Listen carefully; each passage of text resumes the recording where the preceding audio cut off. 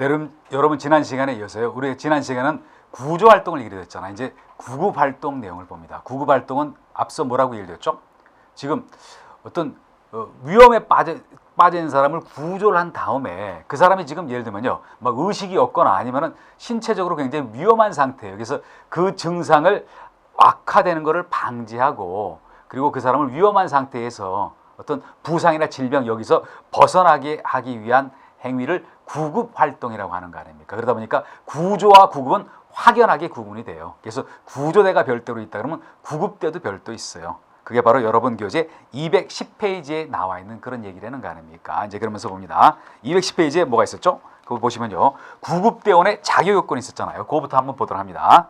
보시면요, 구급대원의 자격 요건이다. 구급대원의 자격 요건 하고 이렇게 얘기를 드리면서요. 그러면서 뭐라고 얘기를 했냐면요, 여기 기억, 니은, 디귿 셋 중에 하나라고 얘기를 한 건가 아닙니까? 구조대하고는 좀 확연하게 다르잖아요. 왜 제가 다르다고 얘기했냐면요, 구급대원 자격요건에 먼저 의료인이 나오는 거 아닙니까?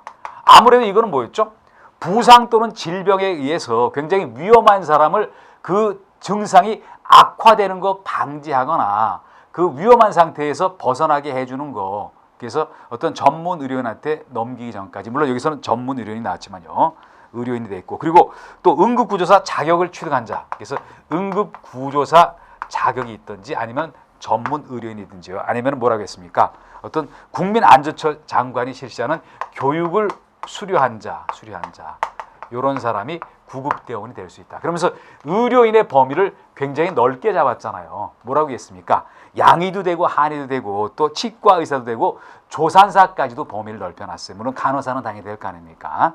이렇게 얘기를 드려놨고요. 또 그리고 그 다음에 봅니다. 우리가 응급 구조 구급 활동을 할 때 보면요, 의료 장비도 필요해요. 통신 장비도 필요해요. 왜? 병원이라든지 다른 데하고 연락을 해볼 필요가 있는 거 아닙니까? 구급 차량도 필요해요. 그런 거 다 필요하다는 얘기를 하면서 얘기를 했고요. 그리고 그 다음에 봅니다. 또 구급차 등의 운영자를 얘기했죠. 그러면서 뭐라고 했냐면요, 국가 지방자치단체에서도 구급차를 운영할 수가 있고, 또 의료기관도 할 수가 있고, 다른 법령에 의해서 구급차 등을 둘 수 있는 자, 또 허가를 받은 자, 이런 자들이 구급차를 운영할 수 있다라고 얘기를 했다라고 여러분 한 거 한번 보십니다. 이제 그리고 그 다음에 조금 가서 한번 보시면요, 중요했던 것 중에 하나는 뭐냐면요, 응급구조사의 법적 책임과 동의의 법칙이라는 거는 나름대로 중요할 수가 있어요. 그래서 요 얘기도 한번 제가 부연 설명을 한번 드린 다음에, 그런 다음에 한번 얘기를 드려봅니다. 이렇게 구조보다 더 위험 요소가 큰 게 바로 구급이라는 거 아닙니까? 그래서 여러분 한번 이렇게 볼게요. 누가 예를 들면요, 의식이 없다. 그리고 호흡이 곤란하다. 그래서 거기에 대해서 어떤 여기 흉부 압박, 또 인공호흡을 시켰다. 또 누가 피를 많이 흘려서 지혈을 했다. 그랬을 때 한번 이렇게 얘기를 합니다. 응급처치를 하더라도 그 환자가 생명을 잃을 수가 있잖아요. 또 응급처치를 했음에도 불구하고 안 좋은 상태로 갈 수도 있는 거 아닙니까?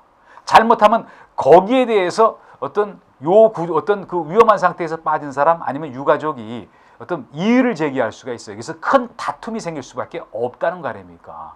그래서 결국 우리 속담에 그런 말 있잖아요. 물에 빠진 사람 구해놓으니까 보따리 달라는 말, 그런 것도 있고, 또 위험에 빠진 사람 거기 응급처치를 한 다음에 잘못하면 큰 봉변을 당할 수가 있다. 그래서 나왔던 게 여기 나왔던 동의의 법칙이라는 거 얘기를 한번 봅니다. 그래서 중요했던 게 바로 거기 3번에 보면은 동의의 법칙이 있었죠. 3번에 나왔던 게 동의의 법칙이다. 법칙, 이런 얘기를 했던가 한번 봅니다.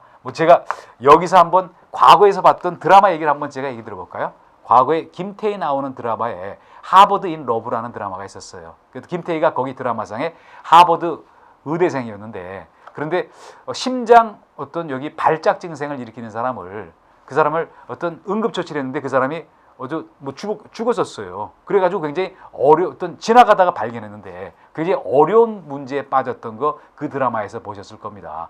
의대생인데도 그렇잖아요. 그런데 함부로 우리가 또 위험에 빠진 사람은 도와주려는 게 인지상정인 거 아닙니까? 그렇지만 잘못하면 나중에 큰 법률적인 문제가 생길 수가 있어요. 그러다 보니까 동의를 꼭 받으라는 거 아닙니까? 동의를 받으라면서 뭐라 했죠? 어떤 사전에 응급처치 하기 전에 동의를 받아야 돼요.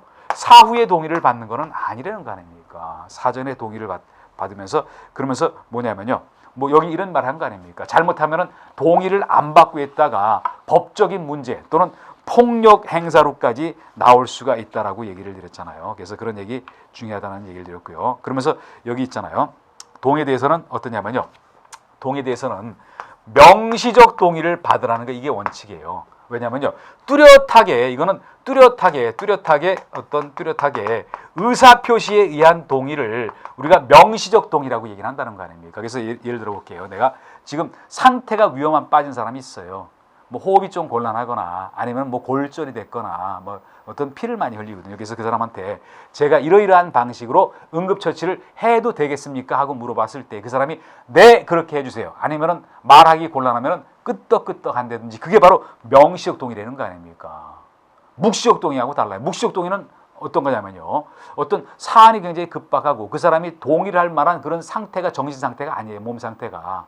그랬을 때 내가 여기 응급처치 안 했을 때 그 사람 죽거나 크게 안 좋은 일이 생긴다. 그랬을 때 어떤 그 응급처치를 한다. 그건 묵시적 동의라는 거 아닙니까? 그렇지만 문제가 될 소지가 있으니까 명시적 동의를 받는 게 중요하다라고 얘기를 한 거 아닙니까? 그래서 원칙만 얘기하면 명시적 동의를 받으라. 물론 사안에 따라서 의료인이가 그러면요. 만약 거기 그 사람이 의식이 없거나 그러면요. 일단 묵시적 동의를 받는 거로 볼 수가 있지만 그렇지만 원칙적인 얘기만 했을 때는 명시적 동의를 얻어야 된다. 그리고 어떻게 응급처치를 할 것인가 그 사안에 대해서도 구체적으로 조금 얘기를 해줄 필요가 있다라고 하는 거. 뭐 그것도 여기 한번 봅니다. 뭐 그리고 묵시적 동의라는 거는 나중에 뭐 긴급 조금 전에도 얘기 드렸지만요. 뭐 위험한 상황에 빠져가지고 그 사람 응급처치 안 하면 죽거나 크게 안 좋은 일이 생긴다. 그랬을 때 그 사람이 어떤 동의를 해줄 수 없는 그런 어떤 신체 정신 상태일 때는요. 그때 들어가는 거를 묵시적 동의라고 한다. 또 미성년자하고 정신질환자는 뭐라 그랬죠? 어떤 그 보호자 또는 부모한테 어떤 후견인한테 동의를 받는 거를 원칙으로 한다. 그렇지만 아주 긴급, 목숨이 지금 어떤 경각에 달려 있고 의사 표시를 할 만한 그런 상태도 아니고 그랬을 때는요. 그럴 때는 할 수가 있다. 그런 거 이거를 어떤 명시적 동의가 아니라 이런 거는 묵시적 동의라고 한다라고 여러분 보도록 합니다. 그리고 그 다음에 가볍게 한번 예를 들어볼게요. 만약 본인이 의료인에 대해서 치료 거부권을 가질 수가 있어요. 내 몸에 손대지 마. 이런 방식으로 하지 마. 할 수가 있다는 거 아닙니까? 그러면 거기를 존중을 해줘야 된다라고 여러분 봅니다. 아주 극단적인 얘기지만요. 뭐 어떤 특정 종교에서는 다른 사람의 피를 수혈하는 것을 못하게 하잖아요. 끝까지 그 사람이 맞고 그랬을 때 할 방법은 없는 거 아닙니까? 그래서 어떤 치료 거부권에 대한 언급도 있었다. 또 하나 또 뭐라고 하냐면요. 여러분 봅니다. 어떤 면책과 관련해서 뭐 가볍게 이런 얘기를 했잖아요. 면책과 관련해서 뭐라고 얘기를 했냐면요. 면책과 관련해서 사마리아인 법이라는 얘기를 했잖아요. 우리나라는 이런 법이 없어요. 사마리아인 법, 어떤 법 이런 건 뭐 국내에는 이런 법이 없어요. 국내에는 이런 법이 없는데 뭐냐면요. 우리가 여러분 성경을 보면은 이런 거 보셨을 겁니다. 사마리아인이 지나가다가 유태인을 어떤 구해줬잖아요. 그 사람 목숨을 구해준 거 아닙니까? 그럴 의무도 없는데 그러다 보니까 뭐냐면요. 내가 그 사람한테 어떤 영리 추구라든지 내가 그 사람을 도와줄 의무도 없는데 그 사람이 측은해서 이 사람 살려야겠다고 해서 그 사람을 도와줬다. 그런데 그 병세가 어떤 안 좋아질 수도 있는 거 아닙니까? 악화될 수도 있잖아요. 그럼 그런 사람에 대해서 책임을 묻지 않거나 책임을 경감시켜주는 게 바로 사마리아인 법이에요. 우리나라는 이런 사마리아인 법이라는 그런 법은 구체적인 그런 법은 없어요. 이거는 성경상의 선한 사마리아인에 비유해서 나온 그런 법이다라고 여러분 봅니다. 뭐 그렇지만 뭐 여기 보시면요. 여러분들 교재를 보시면요. 뭐 그런 얘기도 언급은 해놨잖아요. 여러분 교재에 보시면요. 우리나라에는 사마리아인 법이라는 그런 외국에 있는 법 같은 그런 법은 없지만 요거와 유사한 그런 법이 있다라고 얘기하는 거. 그거 여러분 가서 봅니다. 거기 뭐라고 언급을 해놨냐면요. 여러분들 교재를 보시면요. 교재를 보시면요. 응급 의료에 관한 법률이라고 표현을 해놨잖아요. 217페이지 보시면요. 217페이지 보시면요. 응급 의료에 관한 법률. 응급 의료에 관한 법률. 의료에 관한 법률 보면요. 요거와 유사한 얘기가 언급이 있었어요. 그 뭐라고 얘기가 나왔습니까? 이렇게 했잖아요. 어떤 뭐라고 했냐면요.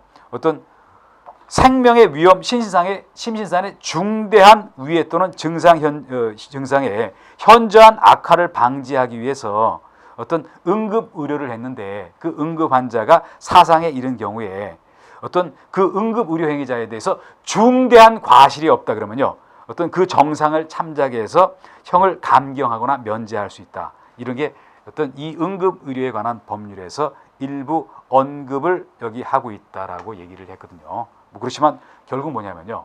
뭔가 내가 응급 어떤 조치를 하거나 그럴 때 원칙은 어떤 응급 조치를 받을 사람에 대해서 명시적으로 그 사람의 동의를 받는 게 원칙이에요.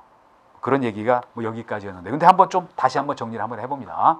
우리가 어떤 생활을 하다 보면요, 누군가가 지금 부상 질병에 의해서 쓰러질 수가 있는 거 아닙니까? 그랬을 때 그 사람에 대해서 응급처치를 하고 뭐 병원에 후송을 시켜야 되겠죠. 그런데 그 응급처치를 하고자 할 때 원칙은 그 환자, 응급처치를 받을 사람에 대해서 명시적인 동의가 있어야 된다. 그러지 않으면 나중에 책임관계가 뒤따른다. 그렇지만 묵시적인 동의를 하는 경우도 있다. 왜? 지금 이 사람이 어떤 거기에 대해서 동의를 해줄 만한 그런 건강 상태가 아니거나, 또 거기 예를 들어서 어떤 여기 어떤 미성년자 또는 정신질환자 있을 때는요, 어떤 묵시적인, 내가 손을 안 대면 이 사람 죽거나 위험한 상황에 빠진다 그랬을 때는 할 수가 있다. 이거를 묵시적인 동의라고 한다는 거 아닙니까? 그렇지만 원칙적은 명시적인 동의를 받는 게 좋아요. 또 외국의 경우는요, 선한 사마리아인 법이라는 법이 있어서 내가 어떤 영리를 목적으로 하는 것도 아닌데 내가 위험한 상황에 빠진 사람을 도와주기 위해서 했는데 그 사람이 그 병이 악화가 됐거나 안 좋은 일이 갔을 때 그 사람에서 책임을 묻지 않는 게 선한 사마리아인 법이다. 그런데 우리나라는 이런 법은 없지만 이거와 조금 유사한 법이 있는데 그게 바로 응급의료에 관한 법률이다. 그래서 이 법에서 보면요, 어떤 중대한 과실이 없는데 그 사람이 뭐 병세가 악화됐거나 사망에 이를 수가 있는 거 아닙니까? 그러면 형을 감경하거나 면제할 수 있다라는 규정이 있다. 그러다 보니까 이런 규정이 있긴 하지만요, 어떤 현장에 가서 굉장히 신중을 기해할 필요성은 있다라고도 봅니다. 이제 그래서 뭐 이런 얘기를 드렸고요. 이제 그리고 환자 상태 평가해 놓고 거기 뭐 여러 가지 나왔잖아요. 뭐 거기 척도 구분에 의한 거, 2차 평가에 의한 거, 또 뭐 정상 혈압, 또 그리고 어떤 얼굴 색깔에 따른 그 변화, 이런 얘기가 있는데요. 뭐 여기는 뭐 다 보지 않고 몇 가지만 한번 봅니다. 뭐 여러분 교재 217페이지 보시면요, 217페이지 보면은 여기 봅니다. 환자 상태 평가라는 얘기가 나왔잖아요. 환자 상태 평가다. 환자 상태 평가 그래놓고 이거는 한번 이렇게 봅니다. 지금 누가 위험에 빠진 사람이 있다 그랬을 때 그 사람이 예를 들면요, 가장 중요한 거는 그 사람이 정신 상태가 온전해서 나한테 말을 해주면 좋아요. 내가 대화를 통해서 내가 지금 어떤 상태고 평소에 지병이 어디가 있었고 또 아니면 어떻게 다쳐가지고 지금 몸 상태가 어떻습니다 얘기하면 가장 빠를 거 아닙니까? 근데 그게 안 됐을 때는요, 응급조치를 하는 사람이 그 사람의 몸 상태를 보고 판단할 수밖에 없어요. 그게 바로 여기 나와 있는 현장 확인, 또 2차 평가 이렇다는 거 아닙니까? 뭐 그러면서 여기서는 뭐 일부 내용만을 한번 가서 한번 봅니다. 여기 좀 건너뛰어서 보시면요, 양가로 4번을 한번 볼게요. 뭐 여기 뭐 A, V, P, U 방식 뭐 이런 식으로 해서 뭐 이것까지 정리하기는 우리가 조금 곤란하고요. 좀 건너뛰어서 한번 가시면요, 거기 봅니다. 거기 피부색에 따른 환자 상태, 이거를 한번 봅니다. 양가로 4번에 나오는 피부색에 따른 환자 상태, 그리고 양가로 5번에 있는 여기 양가로 4번에 있는요, 5번에 있는 피부색에 따른 환자 상태, 그리고 동공의 모양에 따른 환자의 상태, 한 두 가지 정도만을 한번 여러분하고 한번 같이 내용을 한번 확인해 봅니다. 양가로 5번을 보시면요, 218페이지에 나와 있는 얘기인데요, 218페이지 양가로 5번을 봅니다. 여기 보시면요, 피부색에 따른 환자의 상태를 한번 봅니다. 환자 상태. 여기 피부색은 얼굴색, 안색이라고 보세요. 안색에 따라서 보면은 뭐라고 했습니까? 분홍색일 때는, 얼굴이 분홍색일 때는요, 분홍색일 때는 정상 상태다. 되게 좋은 상태인 거 아닙니까? 이제 그리고 그 다음에 봅니다. 서로 대칭적인 걸 한번 볼게요. 창백한 상태하고요, 얼굴에 홍조를 띈 거를 한번 봅니다. 서로 이거는 대칭적인 상태라고 보세요. 항상 보면요, 창백한 상태는 지금 저혈압 상태에 와 있는 거예요. 혈압이 약하기 때문에 창백하다. 그리고 얼굴이 홍조에서 붉어지는 거는요, 이거는 고혈압 상태에 와 있는 거예요. 이게 가장 대칭적이라는 거 아닙니까? 그래서 한번 봅니다. 그래서 여기 창백에 또 그 다음에 뭐라고 했죠? 어떤 출혈에 의해서 혈관이 축소가 됐다? 피가 많이 흐르지 않는다. 그럼 얼굴 창백해질 거 아닙니까? 또 여기는 어떤 출혈했을 때, 출혈이 많이 됐을 때 그렇다. 그리고 홍조는 고혈압 상태에 있거나 어떤 이랬을 때, 또 여기 어떤 이런 일이 벌어진다. 그리고 열에 의해서 노출이 됐다. 열에 의해서 노출이 됐을 때 또 일사병에 의해서 쓰러지거나 그랬을 때 그때 홍조를 띈다라고 봅니다. 그래놓고 그 다음에 가서 볼게요. 그 다음에 청색을 띠는데 보면요. 항상 여러분이 이렇게 봅니다. 청색을 띠면은 뭐냐면요. 심혈관 계통에 뭐가 문제가 있으면은 심장에 문제가 있으면요. 심장이 안 좋으면은 얼굴색이 청색으로 바뀌게 돼 있어요. 그래서 여기 뭐라고 얘기했습니까? 청색은 호흡이나 심장 기능이 부적절하다고 얘기를 한 거 아닙니까? 호흡이나 심장 기능이 부적절할 때 그때는 얼굴색이 청색을 띠고 있다. 그리고 그 다음에 황색을 봅니다. 황색은 뭐냐면요. 황색은 간이 안 좋거나 어떤 간질환이 있을 때 이게 얼굴색이 황색을 띠고 있다. 이런 부분은 꼭 여러분이 정리를 해보셔야 될 것 같아요. 다시 한번 얘기를 드리면요. 환자가 나하고 대화를 할 수 있으면은 뭐 굉장히 좋을 거 아닙니까? 그 사람 얘기를 들어보고 판단할 수가 있는데 그런데 그런 사람이 의식이 없었을 때는요. 얼굴색이라든지 이런 걸 보고 판단하는 게 그 중에 한 방법이다. 그리고 그 다음에 동공을 보고 판단하는 얘기가 있었던 거 아닙니까? 동공은 뭐냐면요. 눈동자 안에 어떤 여기 작은 거 그걸 동공이라고 얘기를 한다는 거 아닙니까? 그래서 동공이 수축, 작아지거나 이완, 조금 풀린 상태 이렇게 볼 수가 있다. 서로 반대 개념인 거 아닙니까? 수축은 뭐라고 얘기했죠? 여기는 한번 이렇게 봅니다. 어떤 이거는 마약 남용했을 때 여기 동공이 어떤 정상적인 상태보다 작아져요. 그래서 여러분 한번 봅니다. 어떤 마약 환자들을 확인하기 위해서 어떤 동공을 보면서 마약에 지금 취했는지 아닌지 확인하는 그런 내용도 있고요. 또 그리고 어떤 녹내장이라든지 이렇게 있을 때 여기에 동공이 수축이 된다. 또 이어지는 거는 뭐냐면요. 어떤 공포에 빠져 있을 때 동공이 이완, 풀려버린다라고 여러분 보도록 합니다. 또 하나 더 얘기를 들면요. 동공의 크기가 양쪽 다를 때 뭐가 문제가 있는 거 아닙니까? 가장 대표적인 게 뇌졸중일 때 그래요. 그래서 동공이 비대칭이 됐다. 한쪽은 크거나 한쪽은 작다 그럴 때는요. 가장 대표적인 게 뇌졸중일 때 그렇다는 거 아닙니까? 뇌졸중이 왔을 때 그렇다. 결국 뇌졸중은 여러분 뭐였죠?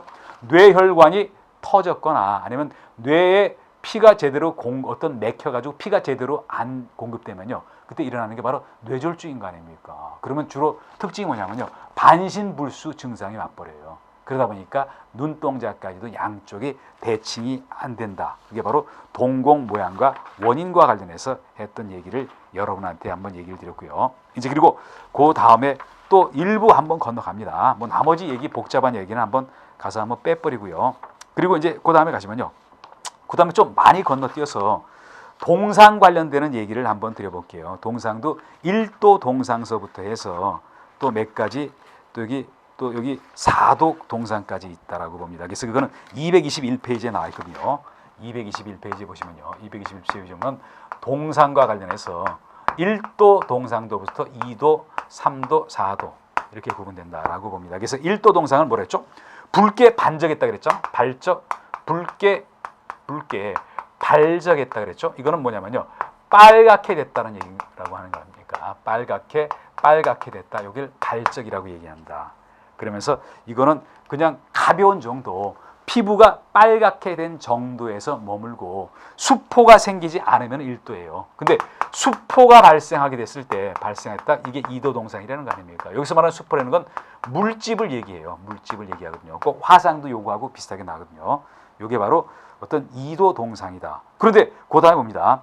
피부 속까지 침투를 해서 동상에 침투를 해서 뭐라고 얘기를 했냐면요. 여기 피부가 괴사 꺼먹게 되면서 죽어버렸다는 거 아닙니까? 그러면 여기서부터 아주 심각해지는 거예요. 이게 바로 3도 동상이다. 그리고 뭐냐면요. 뼈까지 침범됐다. 뼈까지 어떤 침범이 돼서 어떤 조직이 완전하게 어떤 여기 손상을 입었다. 이거를 4도 동상이라고 얘기를 한다는 거 아닙니까? 과거에는 3도까지 표현됐지만 이제는 4도까지 표현한다. 이렇게 봅니다. 그래서 동상의 종류 여기도 한번 얘기를 드렸고요. 이제 그리고 그 다음에 가서 봅니다. 그 다음에 가서 보시면요. 여기 여러분 봅니다. 여기 조금 넘어가셔서요. 양가로 12번을 볼게요. 12번 보시면은 여기 중증도 분류 체계라는 게 있잖아요. 요런 거는 시험에도 여러 번 문제에도 나왔고 시험에도 몇 차례 출제가 됐던 그런 문제예요. 그래서 여기 중증도 분류 체계 요거는 조금 자세하게 요 내용을 한번 여러분과 한번 살펴보도록 합니다. 그래서 여기 양가로 12번을 보시면요. 여기 여러분들 교재 222페이지 보면요. 중증도 분류 체계가 있다. 근데 이걸 왜 이렇게 분류하겠습니까? 지금 환자를 보고 어떤 환자가 얼만큼 중요한가 덜 중요한가를 보고 아주 위험한 사람은 먼저 처리해야 될 거 아닙니까? 그리고 상태를 보고 빨리 이 사람을 응급처치를 할 것인가 조금 시간적 여유가 있나 없나 분류를 할 필요가 있어요. 그 기준이 되는 게 여기 나와 있는 환자의 중증도 분류다라고 여러분 보시도록 합니다. 그래서 양가로 12번에 보시면요. 환자의 중증도 분류다. 중증도 분류다 이렇게 나오고요. 그러면서 여기 색깔도 있죠? 뭐라고 나왔죠? 지금 적색이 가장 위험한 환자가 적색이에요. 벌써 빨간색인 거 아닙니까? 그리고 그 다음에 가서 봅니다. 그 다음에 옐로우 황색이 있었죠? 황색. 그리고 그 다음에 뭐가 있었습니까? 녹색이 있었죠? 녹색. 그리고 그 다음에 마지막에 나오는 게 흑색이다라고 봅니다. 그래서 여러분 한번 봅니다. 흑색은 뭐였죠? 흑색은 사망이다. 그런데 왜 가장 마지막에 분류했습니까? 돌아가신 분은 지금 응급조치 할 필요가 없잖아요. 그러다 보니까 가장 나중에 분류를 할 수밖에 없었어요. 그리고 여기는 응급처치 빨리 해야 될 순서대로 이렇게 했다는 거 아닙니까? 그래서 적색, 황색, 녹색, 흑색은 사망이고 일단 사망한 사람은 응급처치 필요가 없으니까 가장 마지막으로 분류했다라고 봅니다. 그러면서 뭐라고 했습니까? 적색은 긴급이라고 얘기를 했잖아요. 긴급. 가장 빨리 처리해야 되는 게 적색이면서 긴급이다. 그리고 그다음 뭡니까? 황색은 뭐라고 했죠? 응급. 어전트라고 얘기했잖아요. 응급. 어전트도 빨리 한다는 그런 의미가 있어요. 그렇지만 그 위에 나와 있는 긴급은 더 빠른 개념이다. 그리고 녹색은 뭐였습니까? 비응급.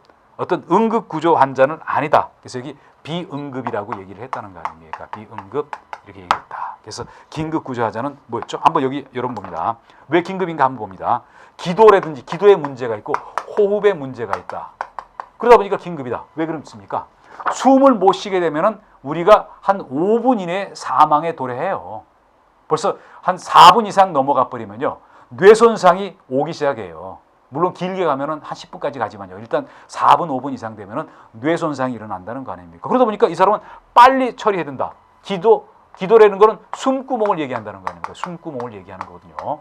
그래서 호흡이라든지 숨구멍에 이상이 있거나 심장에 이상이 있다. 또 조절이 안 되는 출혈이 있다.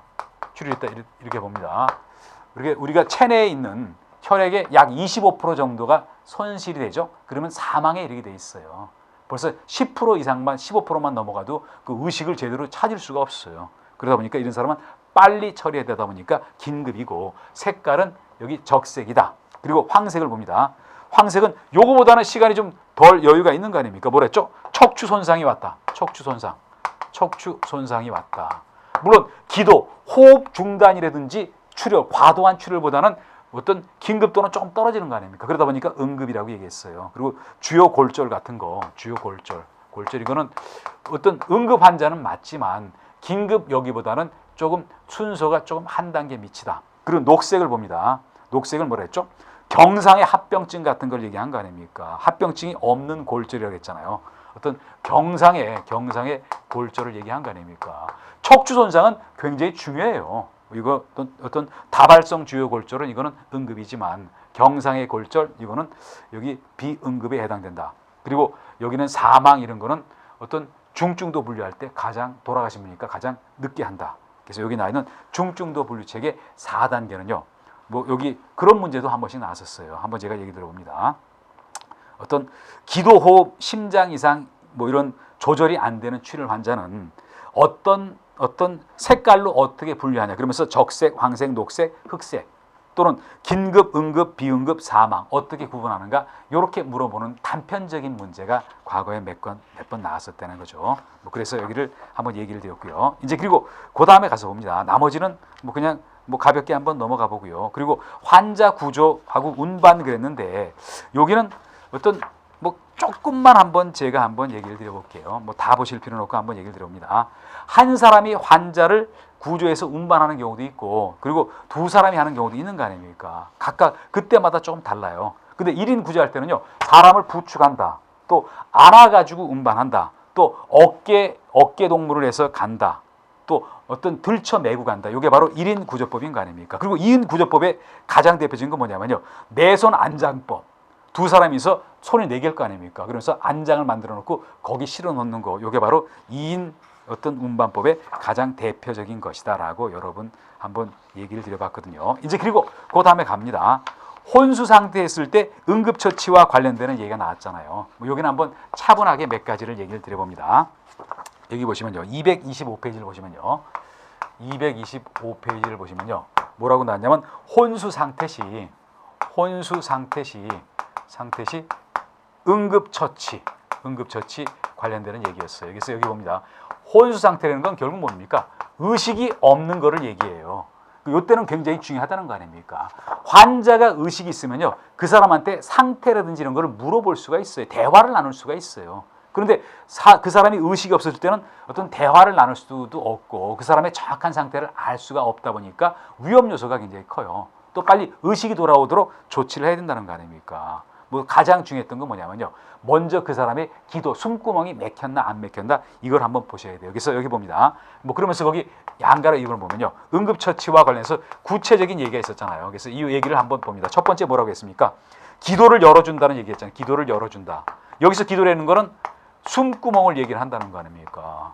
기도가 굉장히 중요해요. 제가 한번 여러분한테 한번 이렇게 얘기를 드려봅니다. 혹시 여러분 그런 적이 계세요? 밤에 자다가 주무시다가 어떤 내가 예를 들어서 뭐 저녁 때 먹은 게 이렇게 역류돼서 올라오다가 잘못하면요. 그게 기도를 건드릴 수가 있잖아요. 그럼 목이 엄청나게 아플 겁니다. 숨이 막 탁탁 막히잖아요. 그만큼 기도는 중요해요. 우리가 통상 의식이 있을 때는 어떻게 하냐면요.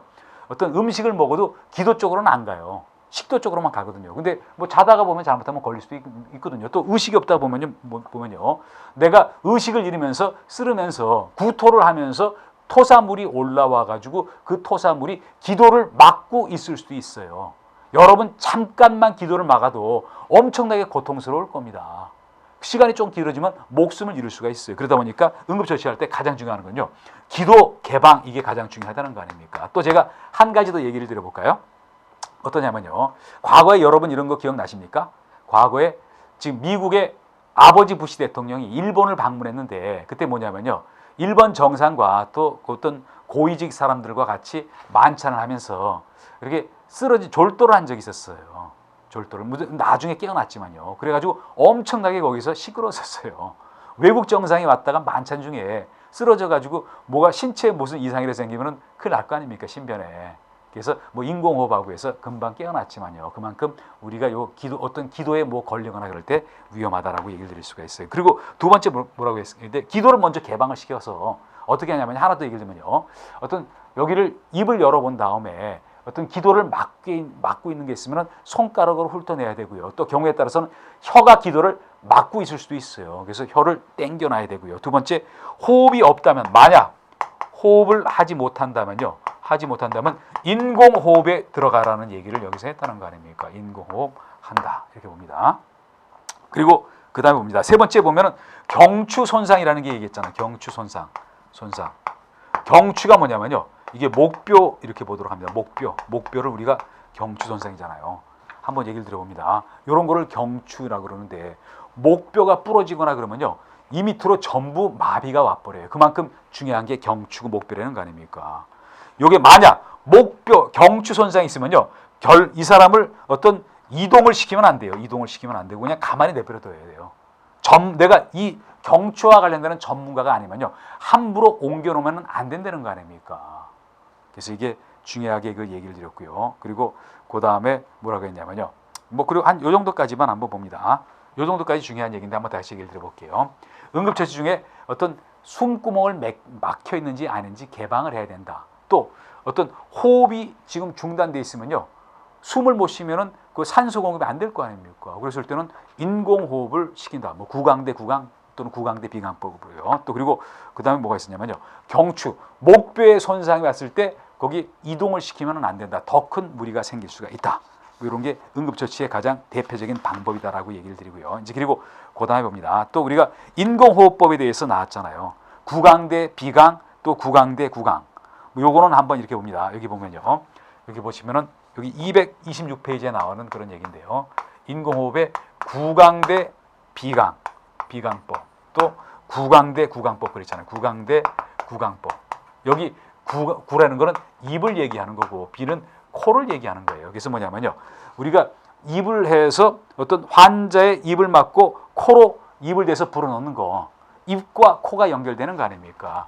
구강, 입으로 입을 통해서 불어넣는 거, 이게 구강 대 구강법이다.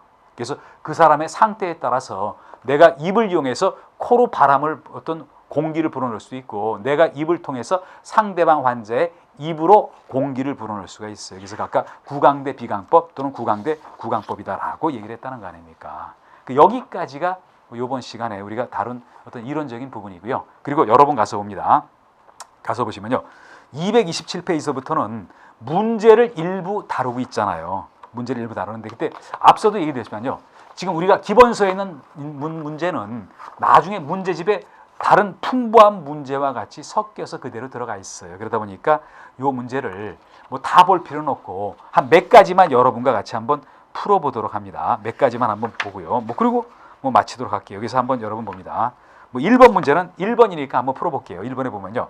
화재 예방, 여기 227페이지에 있는 걸 봅니다. 화재 예방 조치 명령과 관련되는 그런 사안들을 법조문에 있는 것을 언급을 해놓고 그 안에 들어갈 내용을 쓰라 그랬잖아요. 그래서 여기 1번 봅니다. 1번은 화재 예방 조치와 관련되는 얘기다라고 봅니다. 이거는 화재 예방 조치다 이렇게 얘기를 들었거든요. 화재 예방 조치다 그래놓고 한번 봅니다. 그래놓고 한번 이렇게 봅니다. 지금 소유자, 점유자, 관리자에게 화재 예방 명령을 누가 할 수 있다는 얘기를 한 거 아닙니까? 한번 봅니다. 소유자도 있고 점유자도 있고 그리고 관리자도 있다. 그런데 이런 사람한테 화재 예방 명령을 한다는 거 아닙니까? 화재 예방 명령을 한다. 제가 예를 한번 들어봅니다. 어떤 불장난하고 있는 거 불장난하지 마. 지금 불씨가 남아있는 거 불씨 꺼. 또 인화물질 치워하는 거 그게 바로 화재 예방 명령인데 이 명령을 누가 하는 게 맞겠어요? 1번 봅니다. 시장 군수구청장은 지금 기초자치단체장인데 그 사람이 할 일은 아닌 거 아닙니까? 2번 바로 2번 답이었잖아요. 이거는 소방본부장이나 소방서장 이런 사람이 할 일이에요. 소방본부장과 소방서장은요. 어떤 소방 관련되는 실무 책임자이라는 거 아닙니까? 실무 책임자. 시장 군수구청장은 실무 책임자는 아니었잖아요. 시도의사는 포괄적인 책임자였죠. 또 경찰청장, 경찰서장은 지금 범죄 행위, 민생 치안 그런 일을 하는 거지 화재 예방이 직접적인 업무는 아닌 거 아닙니까? 그런 정도 얘기였고요. 그리고 다른 것까지 하려면 시간이 가니까 일단 1번 정도 보시고요. 그리고 그 다음에 가서 봅니다. 그 다음에 가서 한 3번 문제 정도를 봅니다. 물론 다시 얘기 드리면요. 이런 문제는 나중에 문제 풀이할 때 그때는 다 다룰 건데 그때 다 다룰 얘기예요. 그래서 봅니다. 우리가 어떤 여기 화재가 발생했다고 봅니다. 화재가 발생했을 때요. 그때 어떻게 합니까? 소방대가 가는데 현장에 소방대가 출동을 하는데 일시에 다 가는 게 아니라 선착대가 먼저 가고 후에 나중에 후착대가 들린다는 거 아닙니까? 각각의 역할은 조금씩 달라요. 그러면서 여기 뭐라고 했냐면요. 선착대가 화재 현장에 도착했을 때 하는 활동으로 틀린 것을 찾으라고 얘기를 했다는 거 아닙니까? 한번 봅니다. 그래서 여기 볼게요. 2번서부터 볼게요. 화재 위험이 가장 큰 방면을 포함해서 선착대가 그쪽으로 간다. 그리고 화점 부분에 소방용수 시설을 점유한다. 사전에 준비한 경방대책을 고려해서 행동한다. 그런데 한번 봅니다.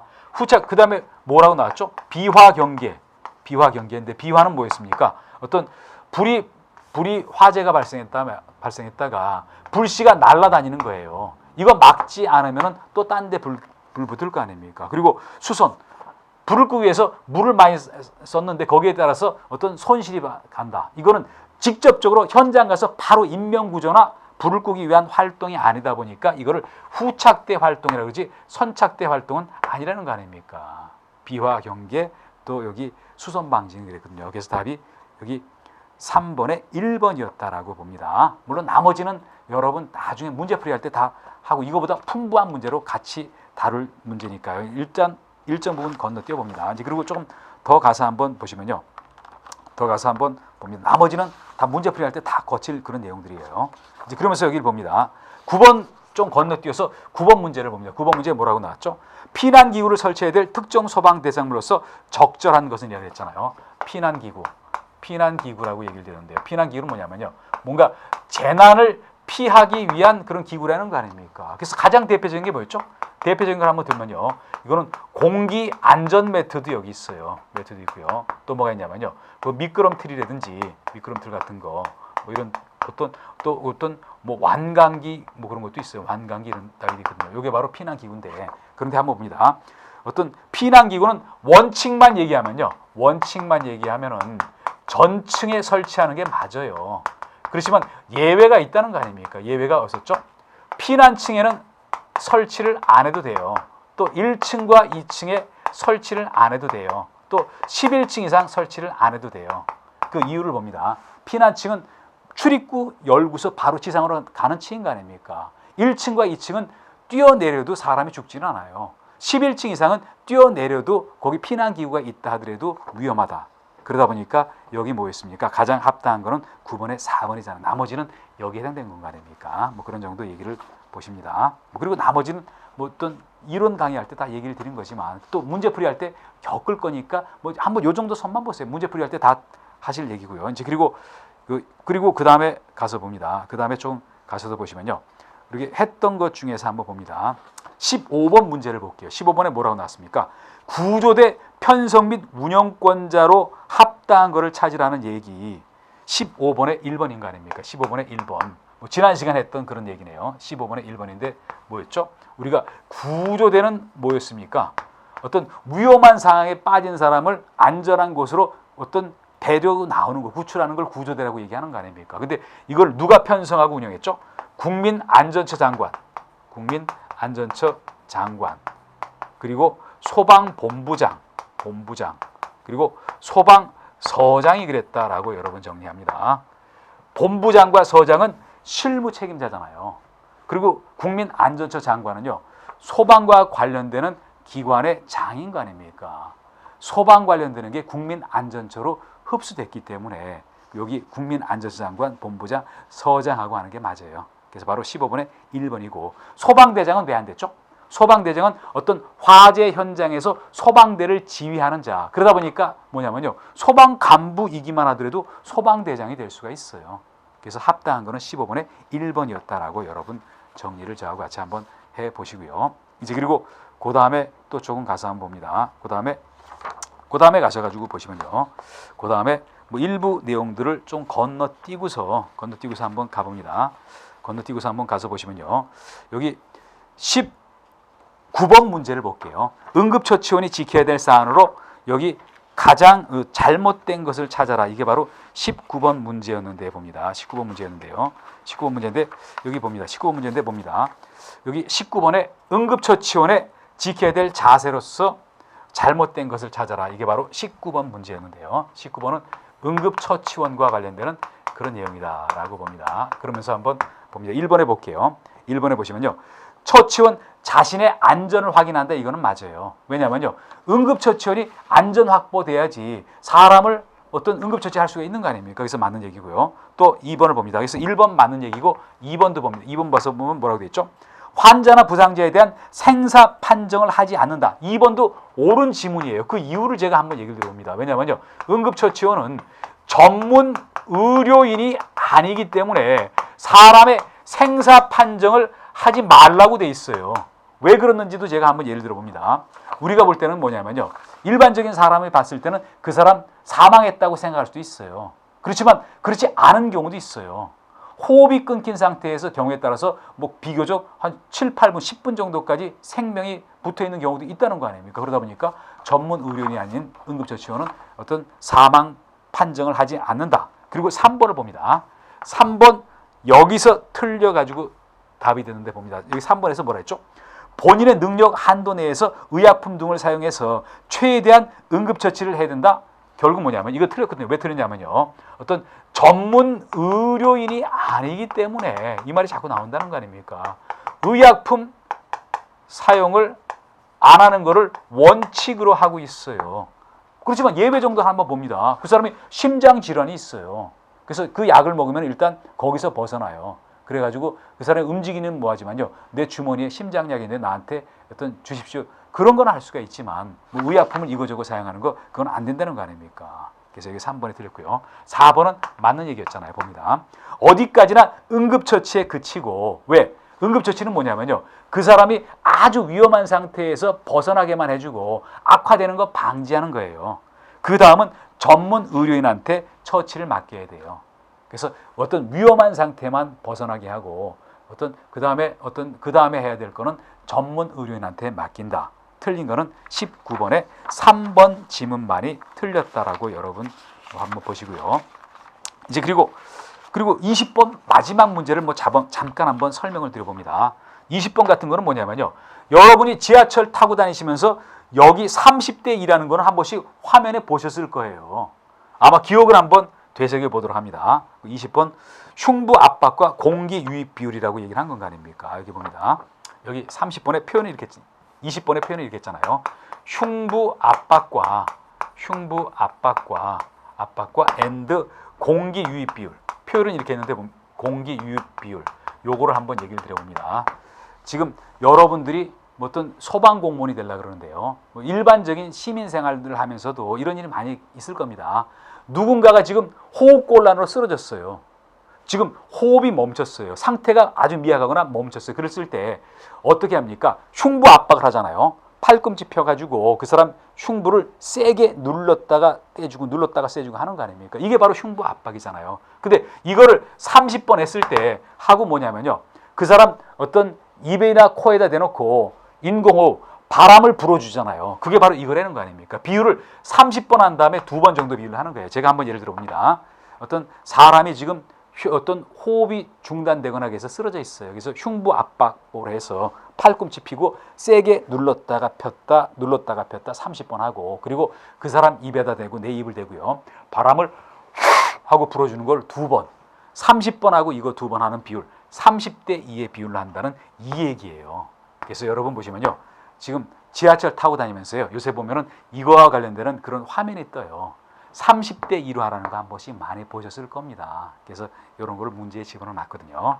그래서 뭐 거듭 얘기 드리지만요, 문제는 여러분이 문제집 할 때 이거 플러스 풍부한 문제를 같이 풀면서 여기서는 몇 가지만을 한번 얘기를 드렸어요. 그래서 이제 이번 시간은 여기서 마치고 1편도 여기서 다 마칩니다. 뭐 다음 시간은 2편 재난관리에서 뵙도록 합니다. 네, 여러분 수고하셨습니다.